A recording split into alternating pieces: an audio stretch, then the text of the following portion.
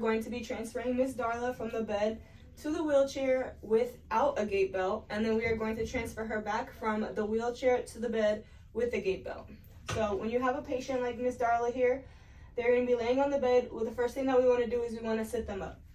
So we like to grab here where we can support their thighs, and then we like to grab here, hopefully you can see, where I can grab the patient under her shoulders. So the first thing that we're going to do is we're going to sit her up, but make sure that you are using your proper body mechanics and you're bending at your knees and not your waist, okay? 1, 2, and 3. And then we have the patient up. The first thing that you do once you have the patient up is you ask them, Miss Darla, are you okay? Are you feeling dizzy at all? No? Okay, awesome. So then we can move forward. If the patient is feeling dizzy, you want to be sure that you give them a couple minutes to try and relax and let the dizziness go away. If after a few minutes the dizziness does not go away, please make sure that you lay your patient back down so they can gain their bearings back, okay?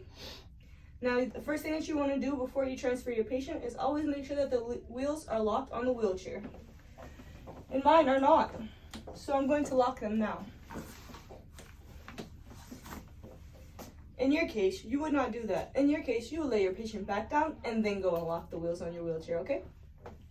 So, when you're transferring your patient, if you're going to the right, you're going to take your left leg and put it between your patient's legs, all right? You want to make sure that you're supporting your patient at all times. You want to make sure that the right leg is in front of the destination that you are transferring your patient to, okay?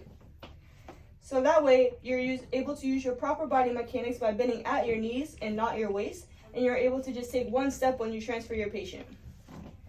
When doing so without a gait belt, please make sure that you take your hands and you put them around the patient's waist, and you either interlock your hands or you're able to grab them there at the back of their pants, whatever you and your patient are most comfortable with.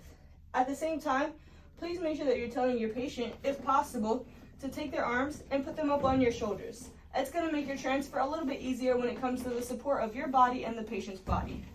Be sure that you're still bending at your knees, interlocking my fingers, lifting the patient up, over, one step with the other foot, and then down into the chair. And now your patient is good to go.